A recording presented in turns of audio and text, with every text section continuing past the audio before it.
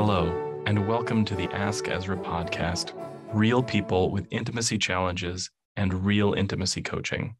I'm Sir Ezra Algos, intimacy coach at askezra.info.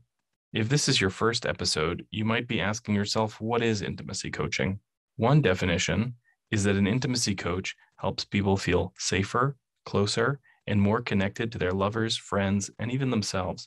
It is my goal to help people become closer to the people that they care about. So join me for this session already in progress. I already have established very public underlying issues that often have to be confronted. Mm-hmm. Early on, even in my kink relationship dynamics, my poly dating relationships and stuff, yeah. I have to kind of come out with a small laundry list of underlying issues. Like, you should just know, here's some things about me. I'm a little quirky, in these regards. And PTSD is the biggest underlying. I have long-standing PTSD, post-traumatic stress disorder. It stems from childhood, adolescent based, well documented, well publicized on my talk show kind of stuff that I dealt with and that I worked through, and I created with help and through a lot of time and with a professional. I created a lot of mechanisms that helped me deal with the daily underlying anxieties. But as you and I just established, COVID has now kicked it up another notch. Yeah. And I'm finding that that's even really affecting my kink relationships, trying to build new dynamics, how to, it's now a new thing that I got to add to the list of, by the way, are you vaccinated? How do you feel about masks even now? It's something that I've got to confront. And I'm not actually always good at establishing those boundaries.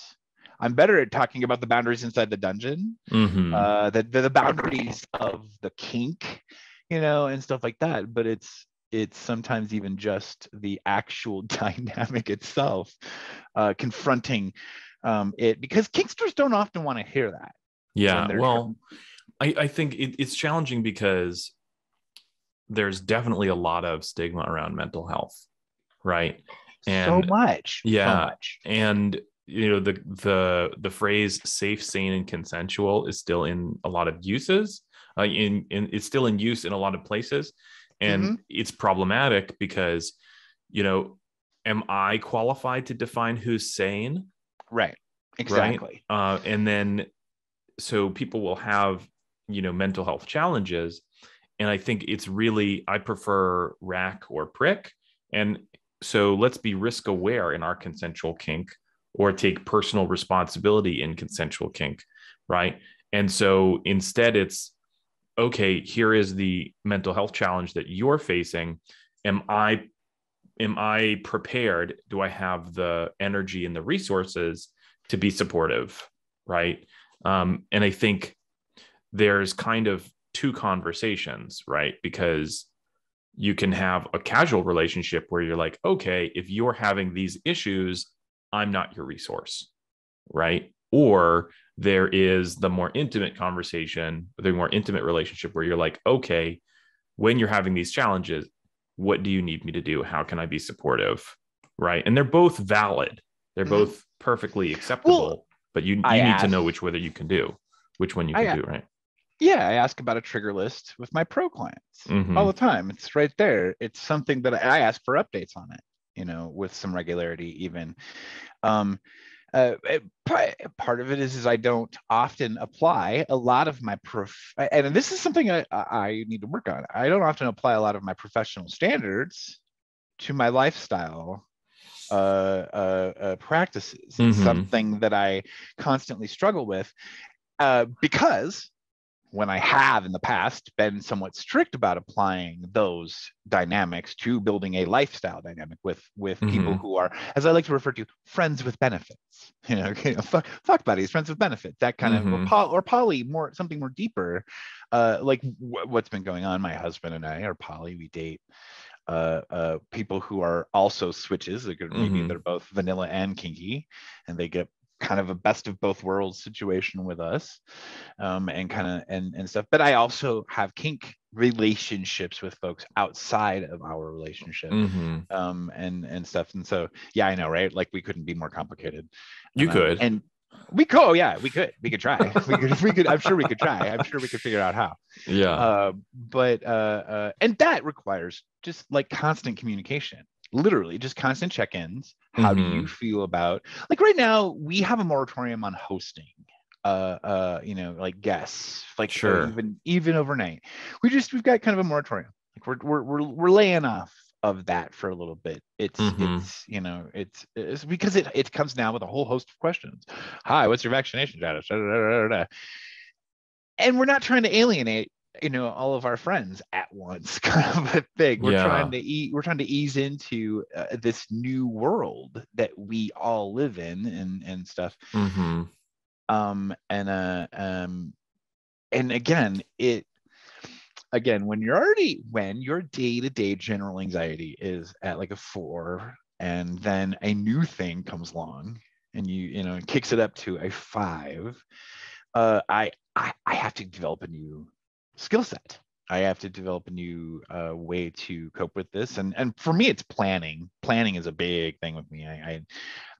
My plan A's have plan B's, and my plan B's usually have a plan C. Kind of a situation. Can I ask about your power exchange dynamic? So, like, do you identify as a top or a dom or a bottom or a sub, or do you switch, or how does that sort of play into your experience? So like many sex workers, I am a true switch. I can be many things for many different people, depending on what we're negotiating in a professional setting. Now, as a person, a lifestyler, the things that I seek and I'm looking for, I'm very much a switch. I love versatility. I look for versatility in my partners. I look to foster versatility in my play partners often. This is where I get a lot of people who go, oh, you're not into slaves and you're not into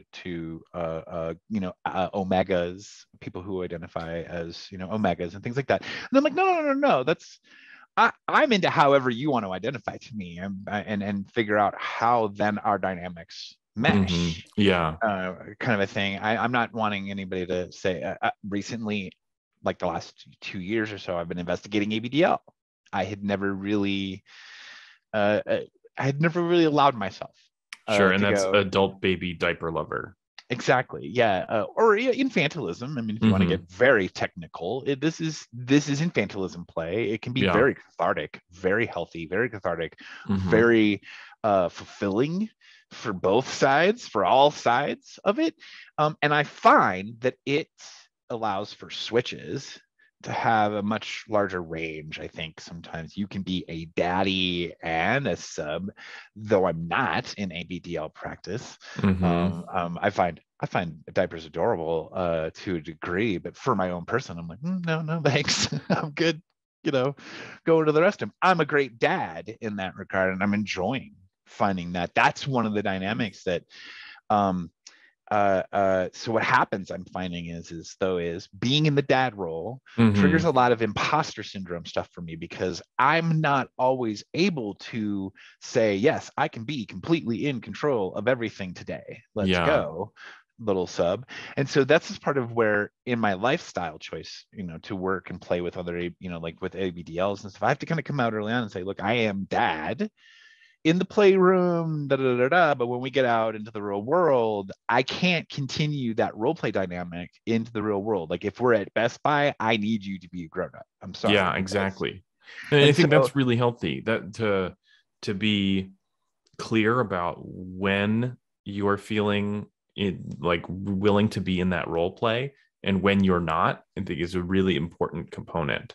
And just because you're taking on that role during play or during some days, it doesn't mean that you have to live it. Doesn't mean it has to be 24/7, right? Right. Well, and like, and I say this a lot, like in the regard of, I've had a shit day and I really could use somebody to talk to. Well, yeah, dad's always there for you. Okay. But at the same time, I need that and to be a two-way street, dad has a bad day, needs a foot rub, or whatever again the dynamic is, whatever the practice is, kind of a situation.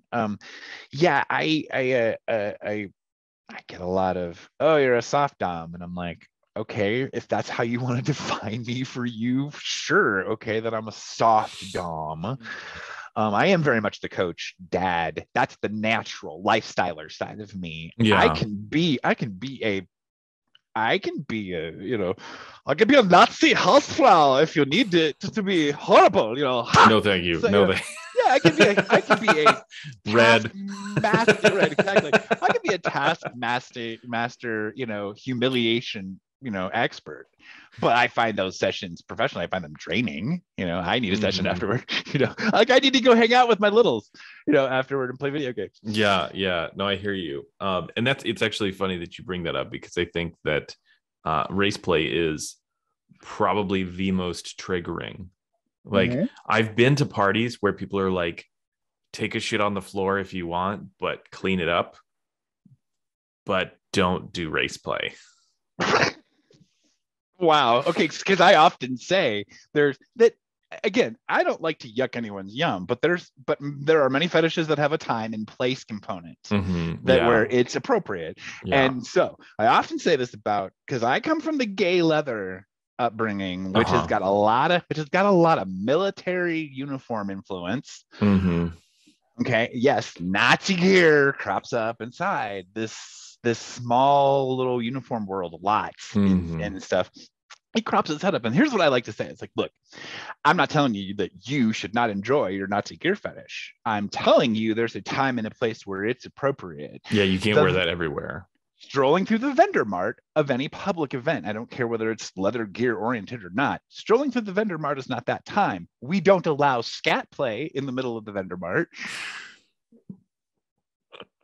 And they get really mad because they're like, did you just equate, my gear fetish to scat play? And I'm like, yeah, I did, because it's a legitimate fetish. Scat play is a legitimate fetish, and that's not my fetish, but it's a legitimate fetish. Yeah. In the right time and place. And, again, in the middle of public, large scale in-person events is not the time to play. Yeah, exactly. No, I get a lot of shit from the older gay male leather set, cis gay male leather set. This is also the same they like to identify as old guard, and they also like to be very transphobic. They're very penis oriented. They're very hung up on the dick, which I'm a fan, but I'm also very pansexual. I think genitalia, period, is stimulating. I'm fascinated. Like, But I'm also less, I say this a lot, I'm less interested about what's going on below your belt and more interested about what's going on up here. Sure. Sexually. Yeah. Okay. Well, let's get back on track here. Sorry. So we talked a little bit about how like boundary setting can be challenging in sort of out of the dungeon experiences, right? So, what that's where I find my lifestyle kink relationships go wrong. Outside the playroom. Well, okay. So I think I can only, I can only assess from what I'm hearing. And so I'm going to make an assertion, and you can tell me if it's on or if I'm off base, right? So it sounds like you're pretty good at defining the dynamic within a play space, and then it's sort of not that in the real world, but it isn't really well defined in the real world. I'm good at saying, hey, our roles, need to like completely come down, when we get outside of here. Yeah, no, I'm good at laying that boundary down. Okay. Well, but so the point I'm trying to make is that there's a positive assertion for in the dungeon. We are this, right? And then outside, you go to the grocery store, you're saying we are not that. That's a negative assertion. It's not a positive assertion, right? A positive assertion would be, hey, we are master slave in the dungeon, and then we are two partners. We are mutual adults. I think we're mutual adults. Yeah. So what I think could be helpful is to take that sort of dungeon approach of really well-defined boundaries and roles, and then apply that to the real world, especially when you're in high stress situations. So, I mean, you mentioned completely agree. Yeah, you mentioned that like the grocery store or the mall could be like a high stress situation because of your PTSD. So you can say like, when we are in this space, this is how it is, and take the same authority and confidence that you have in the dungeon and apply it to that vanilla space as well. And to say, okay, like you are my, seeing eye dog. You are my, you are my I buddy. use a term called "you're my assertive." If Sure. you're my assertive boy today, I've had that used with me. I've had a dom in the past who suffered from PTSD, vet and stuff, and we used that same like, I need assertive boy for the next 2 hours. While we work through this situation with the car or whatever. I'm like, oh, gotcha. Okay, you're like, and so no, I need to. You're right. Your assertion is completely spot on, Ezra, as they usually are. It is outside of the dungeon. I don't apply as much strictness to the definitions of stuff, and that's a really bad tactic for anyone with PTSD that's managing it. That's a really bad tactic, because I am usually very specific. As I've told you, I'm a planner. My plans have plans, kind of a thing. And that's even just, again, to go to the grocery store, take a Sunday drive.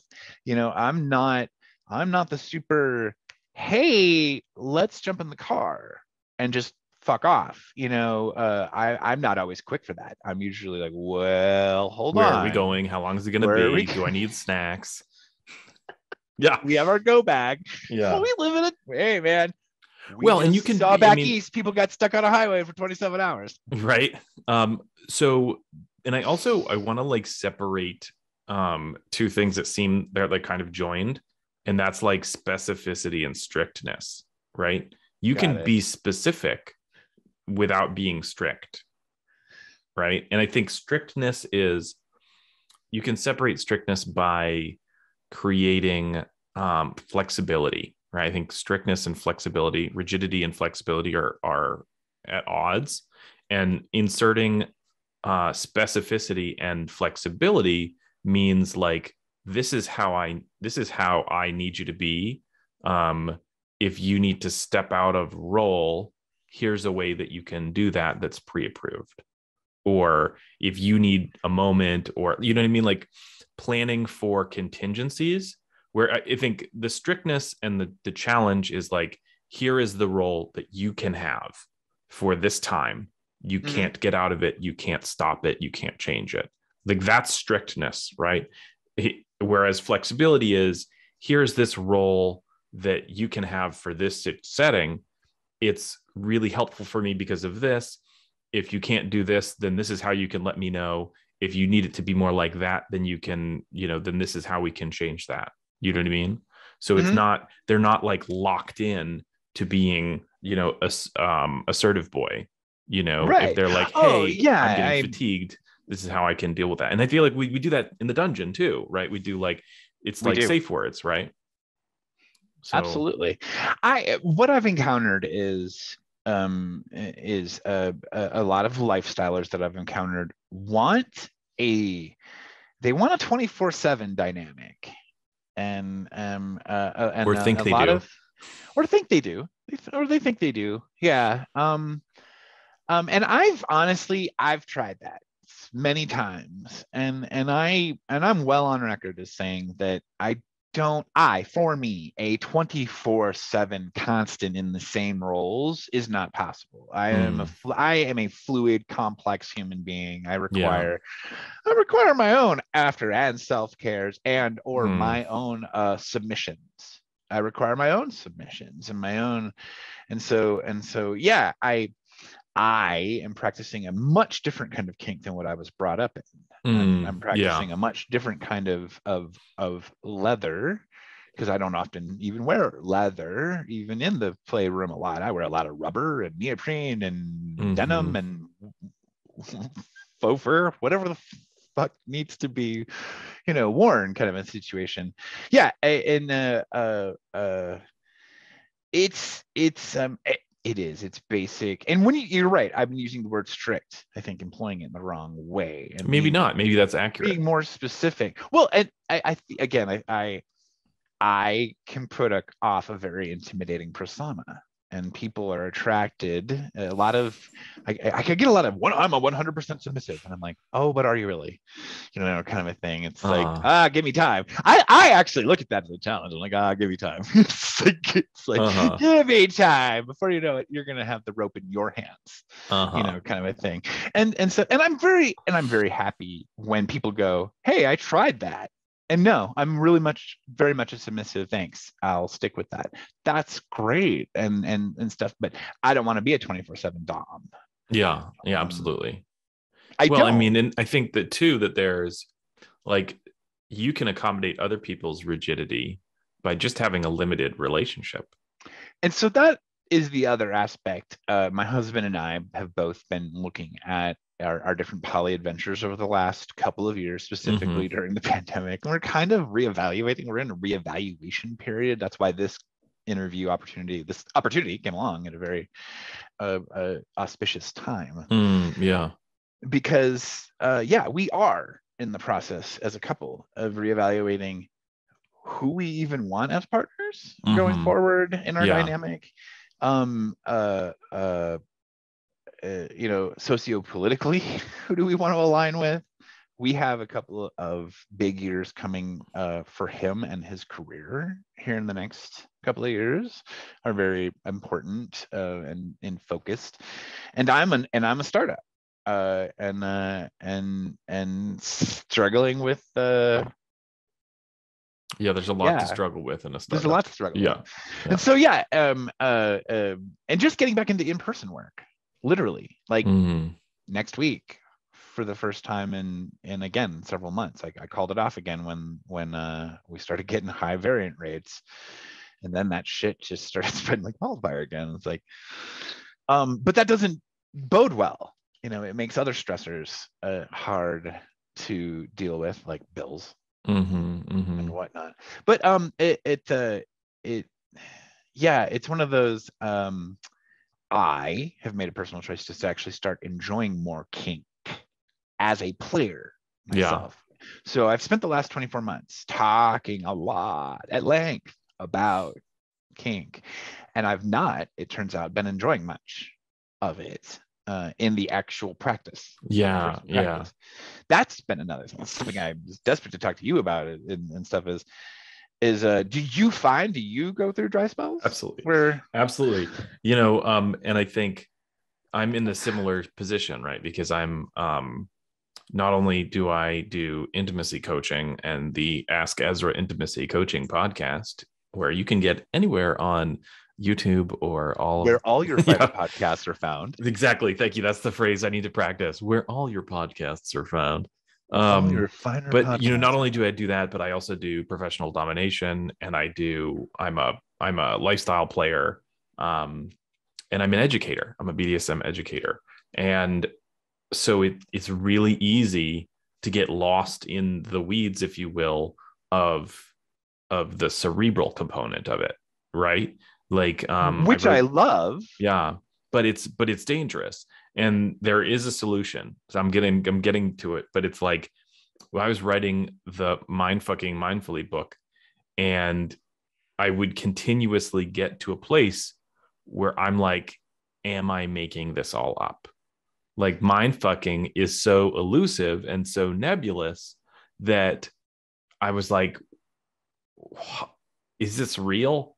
And it was it was getting other people's experiences in mindfucking that really brought me back down to reality. And like, yes, this is a practice. Yes, this is something that people do. It exists discreetly within the kink community as a practice. So that was really grounding. But when I get stuck in my head, the solution is to get into your body, get back into my body. Right. And there's a bunch of different ways that we can do that. Right. So it's interesting. A lot of the like episodic trauma recovery tactics are helpful. So a lot of people will stim, where like you're like touch your body and you're like, oh, here I am, I'm right here, right? You reassure yourself that your physical body is present. You can feel the sensation, and it brings you back into awareness of your sensations. Another thing that you can do is like, what around me is red, what around me is blue, right? What in the room is this color, and that's going to bring me back into the room. So my consciousness is in my head, and then that's going to bring my consciousness back into the room. Another thing we can do is, what am I smelling, what am I touching, what am I feeling? I employ a rhythmic tapping situation, sure, either on my knees. I was shocked to see it show up in the Matrix, the new Matrix. I was like, whoa. I use a very similar technique where when things start, because I was a percussionist as a kid, and so I took when EMDR came out, which is a therapeutic technique out there. I took instantly to the vibrational ones. I have a set called touch points. They're Bluetooth enabled. I can frequency control them, and they can clip into my belt on either side, or I can wear them on my wrists. And so, especially when I do public speaking in person, they're almost always on, running amok there. But they're a constant sequence, and you set the vibrations for different need and whatnot. But it's incredibly helpful. Look, they're using these for ADHD. Yeah. And a lot of different things. And so I encourage people to go out and look up EMDR therapy. Yeah, absolutely. Yeah, EMDR. When we do therapeutic BDSM, when we do like BDSM for the sake of addressing trauma, oftentimes it organically takes the mode of EMDR. It looks a lot like EMDR. So this is what I discovered with Florentining. We have to have a whole back channel discussion about. That's the next episode. But For real. I do something similar personally. Like, I identify as a sadist, but I am really more accurately a sadomasochist. And the pain of poking is pleasurable to me, and it is very discreet. Ooh. Like you can like hold a thumbtack and poke a little bit right into your peakerist. Yeah. I have like a ring. I have like a pinky ring that is, filed to a point, and, to just sort of oppose the ring and poke my fingertips brings me right back into my body. Right. And I've got one more strategy, and that is to set up a dynamic that encourages embodiment. And so if I'm like absolutely stuck in my head and somebody wants to play with me, like, okay, now we're doing animal role play, and I'm an animal. And so animals are non-thinking. And so the scene is all set up to create a space where I can be embodied. I can be, I can look to my instincts. I can look to my impulses, and not be like, because if you say, okay, we're going to do an impact scene, I'm going to say, okay, I'm going to use these 5 toys. I'm going to go A, B, C, D, E, D, C, B, A. Like I've got a plan already, right? If you say I'm Leviathan, the juvenile Black Panther, like there is no plan. I'm going to bite you. Yep, I'm going to scratch you. That's it. I know puppy role play. I've always enjoyed. Back in the day, it was collar lead, play. We didn't have the masks. Well, I'm sorry, they existed. They were really expensive because they were made in leather. Yeah, they weren't neoprene. So they were very out of reach for a lot of players, and so collar lead play has been around, very early in kink explorations, and I've enjoyed it. I enjoy both sides of it. I enjoy being an alpha dog in a pack mentality kind of a situation. But I'm perfectly happy playing beta to stronger alpha kind of situation. Man, I get real hesitant. I use that as a pack dynamic term, period. Alpha, beta. I don't get into a lot of hierarchy stuff in the real world, pro or lifestyler. Because some of that can lean into some serious toxicity, I think, long term, especially when you get into this 24/7 notion that, no, I really am a slave, and I really am. And I'm like, yeah, the loss of actual agency is a real risk for power dynamic play. Yep. Something, you and I are both very keen to talk about that with some regularity. I find that that it's not something, and that's part of the issue that I've been having with the specificity in the outside the playroom part of the dynamic in the lifestyle component is and that's part of the reevaluation is I am going to be very specific going forward is play partners are probably going to be just that, and we probably won't be going to the grocery store together. We probably won't be doing daily life activities. I think the way to safeguard agency is to make sure that people feel comfortable with an opt-out, right? So exactly. So let's just say that you've got a play partner and you trust them, and you've got to go to the shopping mall and you know it's going to be stressful. Now you can go to that play partner and you can say, hey, like, I could use your help. This is what I need you to do. And if at any point it feels like it's too much, it feels like you want to stop, this is how we can do that. And when you do that, there is no negative consequences. You won't be punished for feeling like it's too much. You won't be reprimanded. I won't make you deal with my feelings, right? So that is a safeguard against the loss of agency, right? Mm-hmm. A safe word. And I think anytime that in play, I've heard people say this, you can safe word, but if you do, the relationship is over. That is not safe wording. That is coercion. That is an actual loss of agency.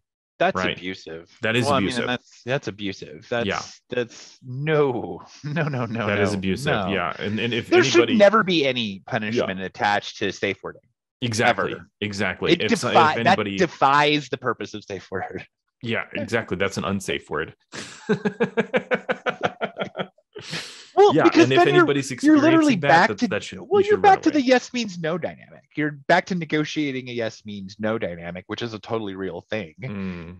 But we still apply a different word, a safe word, banana, conundrum, volcano, whatever.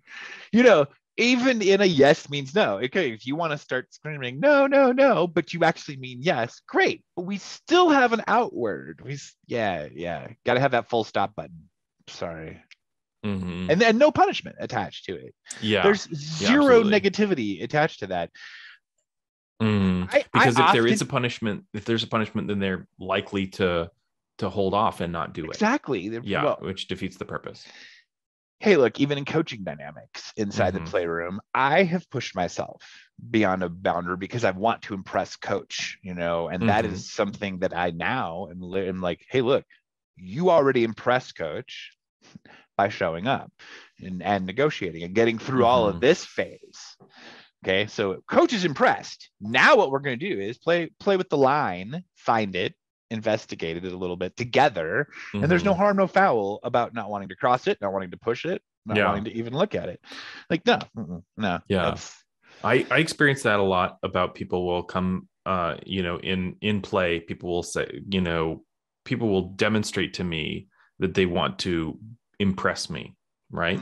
And I'll say, like, don't impress me by taking it. Yeah, this isn't the tolerance examination. Impress me by being vulnerable and communicating and being consistent and showing effort over long periods of time. Don't go hard today. Go medium for a long time. That's going to impress me. And most people don't want to hear that. And they're like, oh, consistency, pish ta. tapering in. What do you mean? Well, okay, you know me. I'm a butt play enthusiast. I mean, like, anal is my professional game, big time, especially as a content creator. And so, it's like the Bible to me. It's a gospel. I say it all the time. It's like, I did not just start on the giant toys. I started on all of the beginning toys, all the smaller toys. This takes progression, time, practice, deliberate intention in motivation. Not, you don't just suddenly decide, okay, today I'm going to go sit on the largest toy Hankies makes, and stuff. No. And just like, and so I apply that to every dynamic. You should be slowly stepping into this. I see so many novices, and I use the word novice because I don't apply an age younger kinkster. No, we've got novices at 80 years old coming into kink, for the first time, kind of a thing. And so your age, it's be damned, it's your experience level inside kink. You could be 20 and have been kinky since you were 19 and been working every weekend, with developing your kink, and you could be way more kinkster savvy than a 30-year-old or a 40-year-old. And so again, taking out the age dynamic, novices often come at it with a 0 to 60 in 2.2 seconds kind of thing. I call it the Corvette syndrome. They want to just like they wanted like a drag strip Christmas tree. It's like, I've decided, I've made the choice, I found a dom, let's go. Whoop, full hog. And I'm like, whoa, no, there's still more steps to take. There's still more lights in the tree. Yeah, absolutely. Taking your time. The mantra is start low, go slow. Right. Start low in intensity and slowly build up. I like that. I'm gonna start using that more. Yeah, it applies to like everything. Start low, go slow. Somebody said, you mean like the ankles? I was like, no. No. We're being a bit more existential, but thanks. Hey everybody, it's Ezra.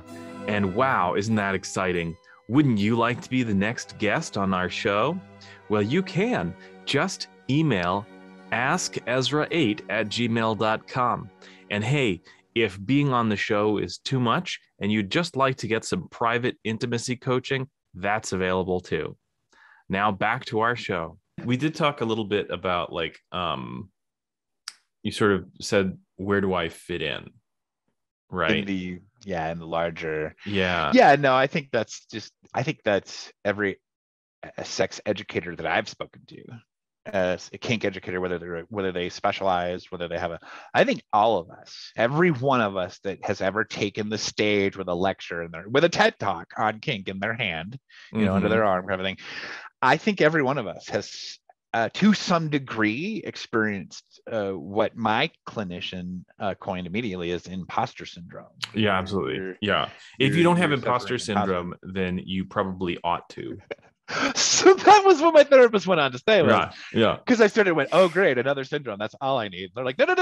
So this one isn't particularly bad, unless it's debilitating you from actually taking the stage and following through with giving the lecture. Yeah. And I'm like, okay. So it is for me in some aspects. It can be a good thing, right? Because how do we respond to imposter syndrome is the question. And how we answer that question is going to be whether that is a good thing or a bad thing, right? So if we respond to a feeling of being an imposter by hiding, by quitting, by blaming others, that's a bad thing, right? Yeah, we gave in. Yeah. But what if every time you get that imposter syndrome, you say, you know what? Let me make sure I'm ready. Let me prepare a little bit more. Let me meditate, right? So this is like an indicator, right? If your check engine light comes on in your indicator light and you have a mental breakdown, right? That's a problem. But if your check engine light comes on and you bring it to the mechanic, or you go to AutoZone and have them check your computer, that's a good thing, right? That indicator light has helped you be more in tune with your engine, right? And so in the same way, imposter syndrome can help you be a better presenter. Oh, I totally agree. I give better presentations because I do, like you say, to help mitigate the imposter syndrome. I go over my notes. I go over my research. Am I speaking to this topic at the best, most current, knowledgeable situation that I can? Am I giving the best information, putting the best information out there? Best practice. Am I sharing the best practice, for safety, for approach, for dynamic enhancement, am I, whatever the topic I'm trying to speak to? And that's another thing. Narrowing my topic field. Well, and that can be big like a need to be prepared can also be debilitating, right? Like I could have never finished my book, right? Because it was never perfect. So we say, oh, maybe I'll just keep working. I'll just keep working. I'll just keep working on it. That's a fucked up word. Perfection. Yeah. Nothing is ever perfect. Nothing's ever perfect. As an ADHD kid, I had to. That was one of the first things, like in early adulthood, I had to release myself from the notion of perfection. Yeah. Doesn't mean I still don't find myself going, it's not perfect yet. I have a gift for you, Rob, right? And it's a question. I spent a lot of time thinking, what am I going to do with my life? Okay, right. And maybe that's sort of where do I fit in kind of feels that way, right?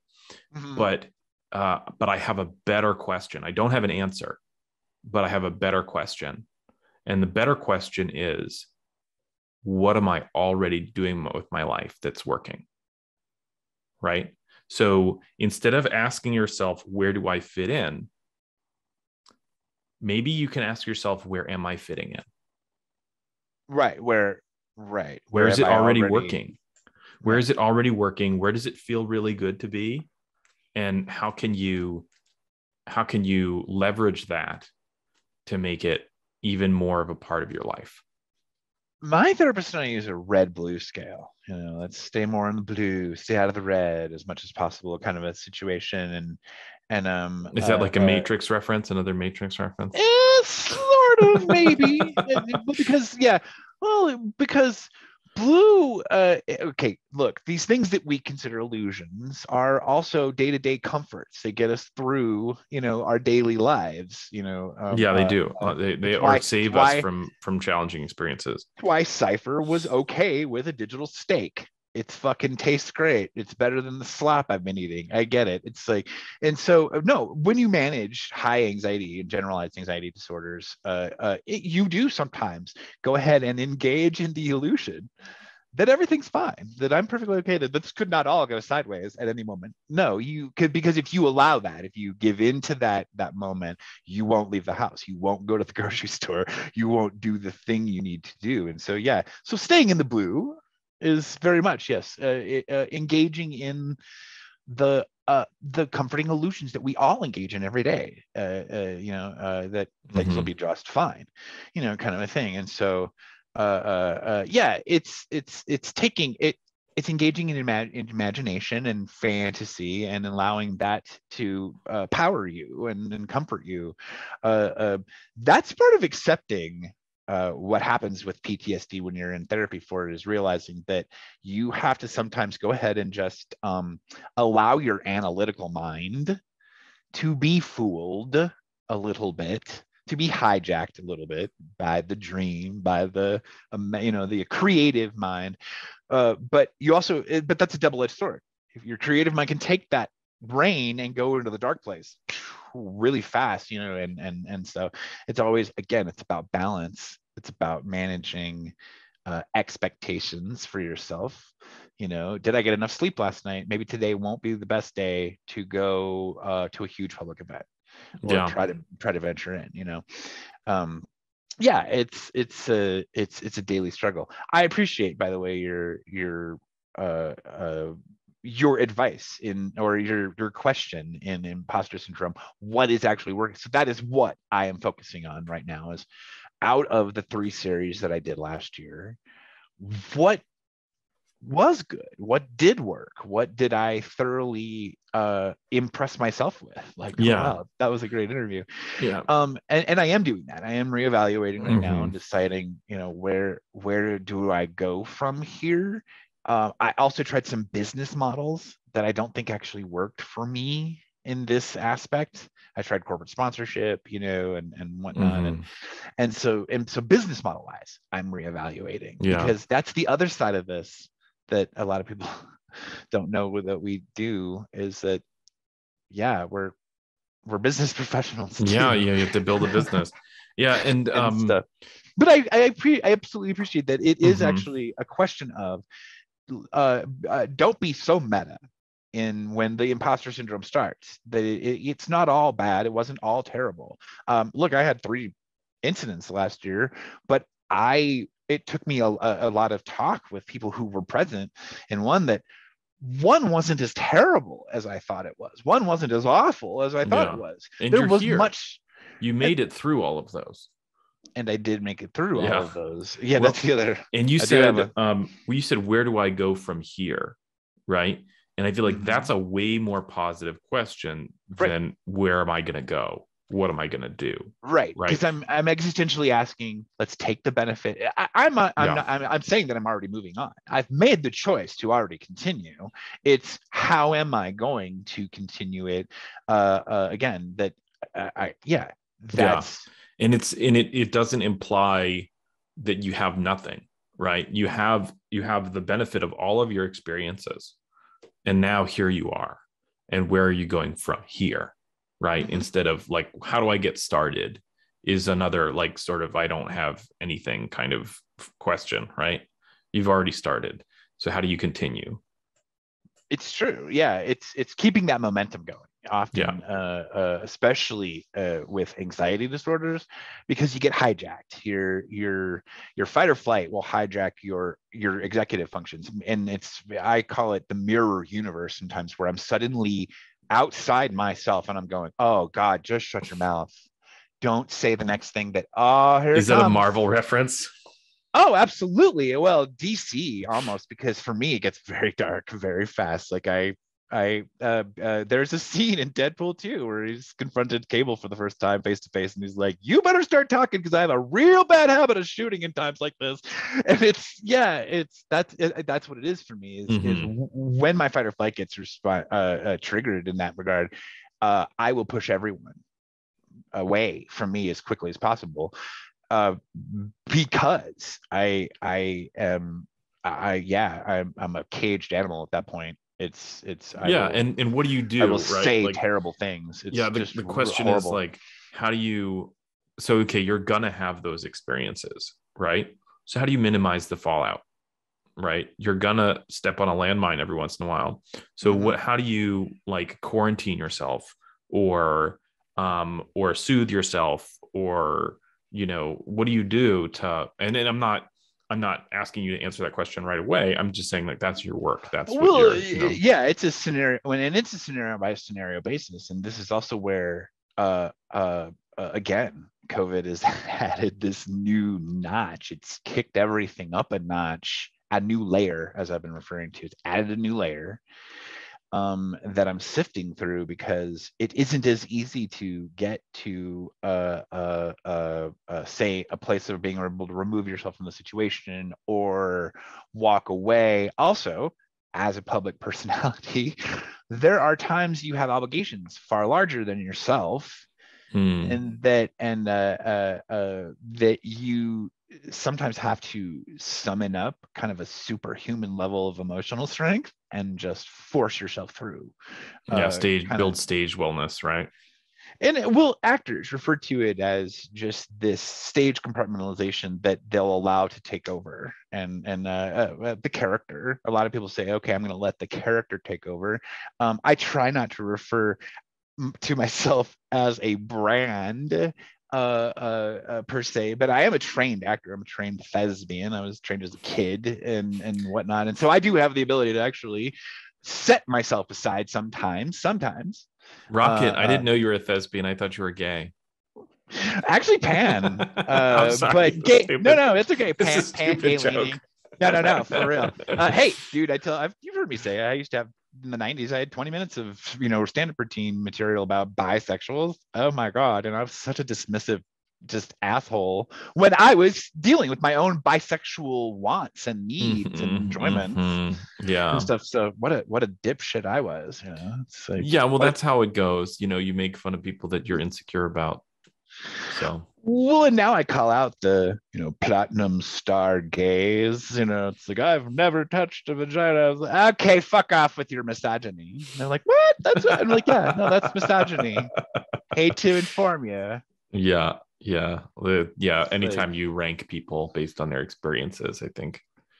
Well, anytime you start classifying everyone by their genitalia, and I'm like, oh, let's just stop. First of all, it's so passé. We're moving well beyond, genital needs and wants. Again, genital preferences in and of themselves are not phobic. it's if you apply those preferences to everyday life, Yeah, then or if you're you use starting it as a value judgment. exactly, Right. or you Yeah. use it as a again, yeah, that's how, yeah, placing someone's value or worth. Yeah, no, don't, you don't. Your genital preferences don't, yeah, make someone more or less worthy. Yeah. Sorry, J.K. Rowling. Fuck her. Just with like a barbed wire dildo, even just, yeah, let her get bent. Anyway, I appreciate your yes, it is with battling imposter syndrome. All focuses down to one, finding and staying in my lane for me. Yeah. Getting in it and staying in it. I'm an experiential sharer. I like to share my experiences, and that was it's one of the epiphanies I've come to at the end of series 3 when I get into my evaluation process and stuff, is that I have not been enjoying the experiences of kink, and I've been very analytical and very academic in my approach, and so I'm going to get a little bit more slutty in my approach. Well, in season 4. Think about it like the Buddhists make like sand mandalas, right? And as soon as they're done, they sweep that shit up, right? They don't try to preserve it. And so like go into your, I think it's tempting as content creators to be like, okay, let me just get a little piece to save of this, right? But don't, right? Be like, none of this is going to last. I am here for this experience. This is why I'm here, just for the experience. And I think the other takeaway, Rob, and I'm sure you're pretty well aware of this, is you're having feelings that are challenging. But the fact that you're having those feelings isn't necessarily a problem, right? It's just that you have these challenging feelings. And so what do you do with them, right? Because you have imposter syndrome, you could easily say, I'm having this anxiety, something must be wrong, right?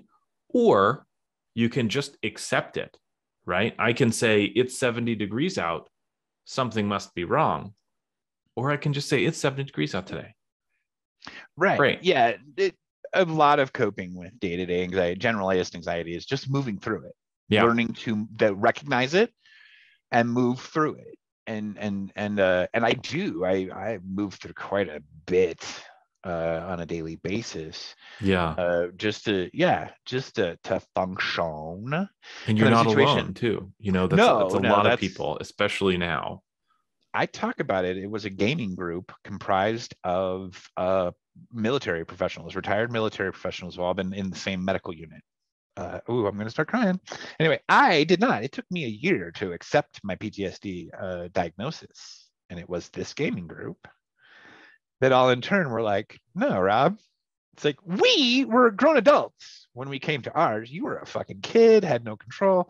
I mean, they hammered me for a little bit to come to grips and accept the fact that I was, traumatized at a point when I had zero control over any of it. And so, I am now much more the person because that group bothered to care and share their experiences. So it can suck, but at the same time too, it can be a mutant superpower. I see problems and troubleshoot on a level that most people in production don't even quantify. I got a box of gear for all of those scenarios that comes with me, and that's why people think, wow, he's kind of a genius, or he's always got it figured out. It's because I've had shit go sideways many, many times. And so I plan, and I plan profusely. I sometimes often travel entire days in advance of events so that I can deal with travel anxiety and put it all down and aside and get rid of it before the event even begins and starts. And so, but I'm pulling back this year. It was a decision I made at the end of Thanksgiving. And I'm pulling back from in-person events. I'm going to produce from the sidelines and things like that. I got to stay within my boundaries. my own personal boundaries, while I'm figuring out this new layer, while I'm learning to navigate this new layer, Yeah. and things. And so I appreciate shows like yours, because you're coaching on a level for kinksters that they don't often get to be able to even talk about. Even ASEC certified therapists aren't always as in-depth or experienced as, say, another kinkster is going to be. And so yeah, you apply an incredibly academic approach to a difficult taboo conversation, which again was part of my mission and vision. And we immediately like, oh, hey, we both jive in this particular arena. And I appreciate exactly what you said, that yes, when you're navigating imposter, when you're navigating the anxieties that just performance anxiety, just basic performance anxiety. Oh God, I got to go address 40 people, 50 people, 250 people, or whatever. I've got to make this statement stuff.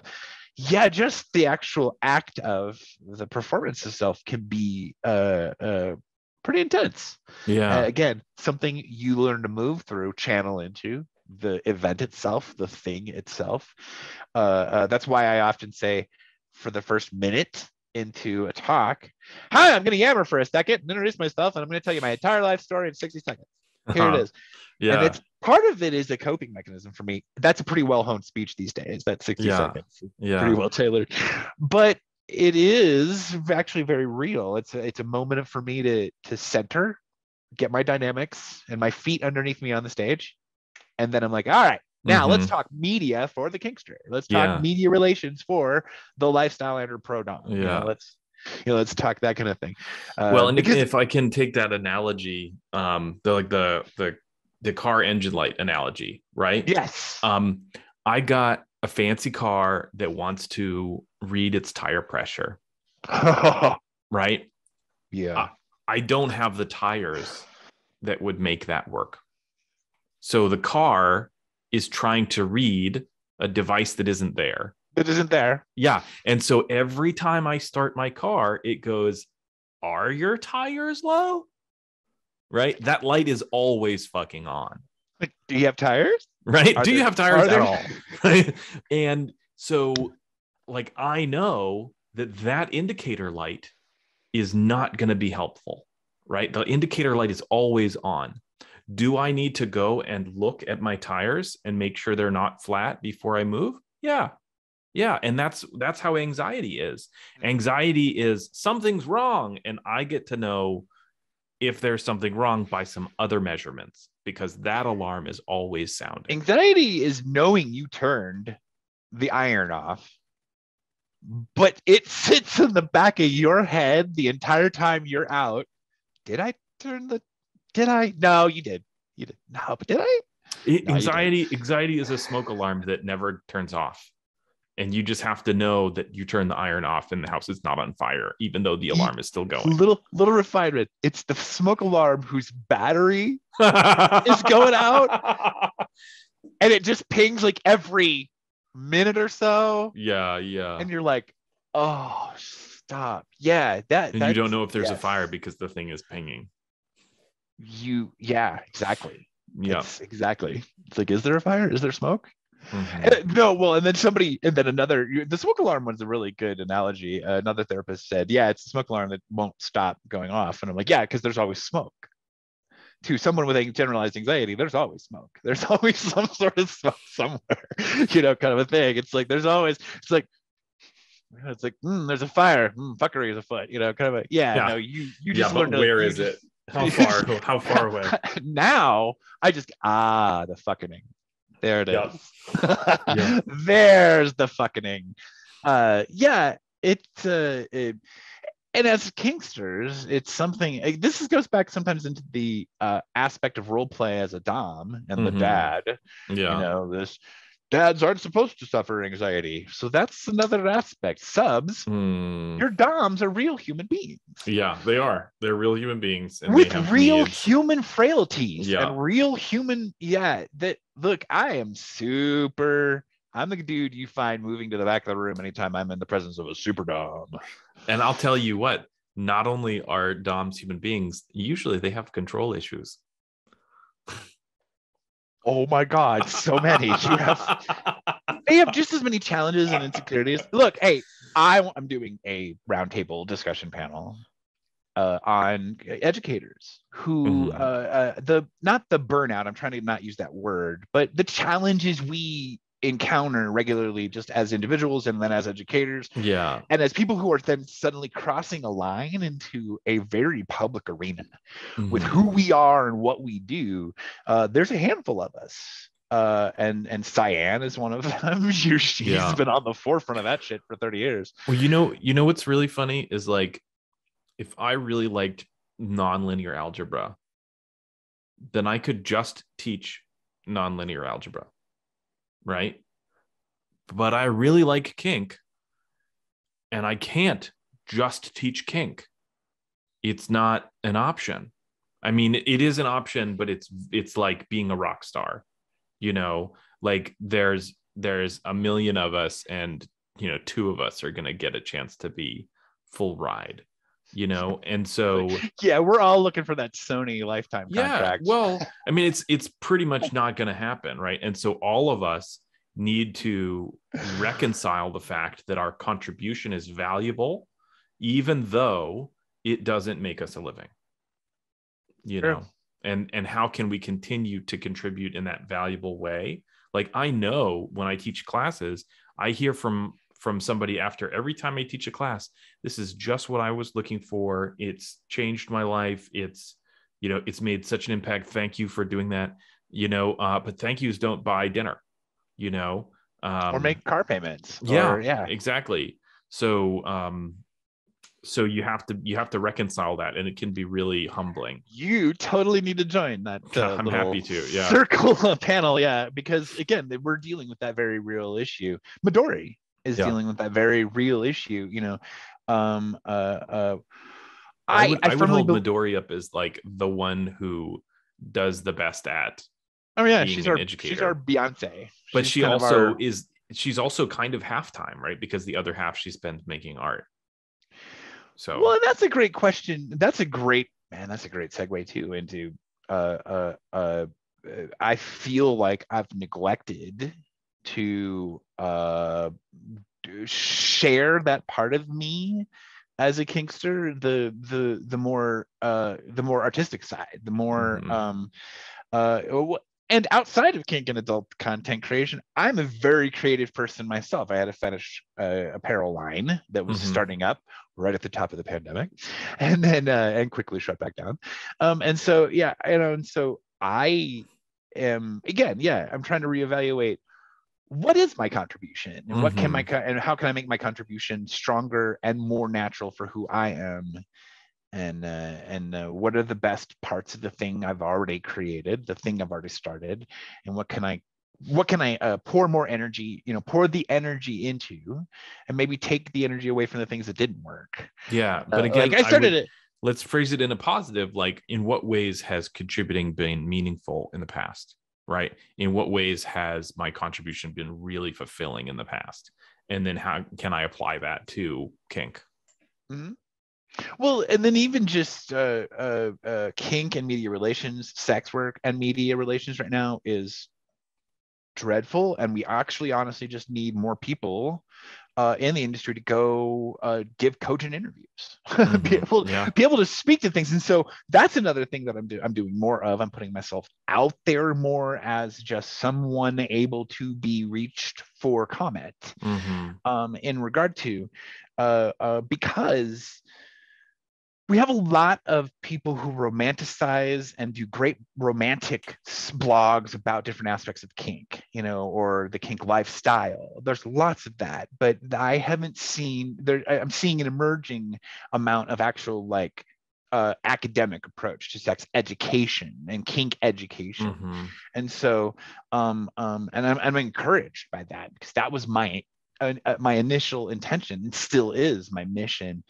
And that's what I'm actually going to be doing is I'm going to be focusing more on the adult industry sex workers specifically, and then what's going on in our socio-political stuff about all of that, because it's a mess right now.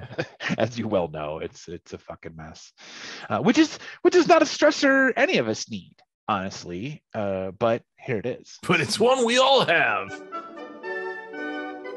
Thanks for watching the Ask Ezra podcast. If you enjoyed this episode, share it with your friends on social media.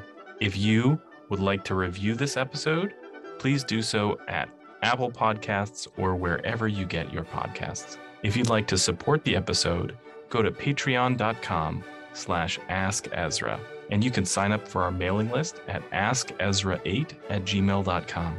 Lastly, if you'd like to find out if intimacy coaching is right for you, visit askezra.info. Thanks for watching, and don't forget to tune in next time.